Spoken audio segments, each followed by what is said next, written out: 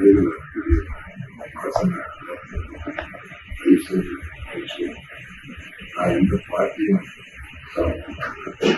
அது உங்கள் பக்கத்தில் இருக்கிற எம்எல்ஏ எங்களுடைய ரெகுலர் அன்னபூர்ணா கஸ்டமர் வர்றப்பெல்லாம் சண்டை போடுறாங்க அந்த அம்மா கடையில்.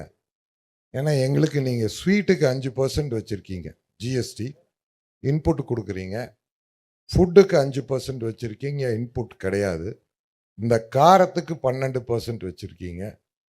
அடுத்தது பேக்கரியில் பார்த்தீங்கன்னா ப்ரெட்டும் பன்னும் விட்டுட்டீங்க. மீதி எல்லாத்துக்கும் அப் டு 28% வச்சுருக்கீங்க.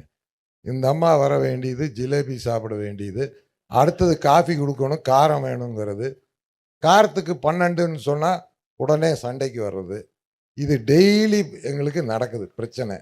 ஒரே பில்லில் ஒரு ஃபேமிலிக்கு டிஃப்ரெண்ட்டாக ஜிஎஸ்டி போட்டு கொடுக்கறது கஷ்டமாக இருக்குது.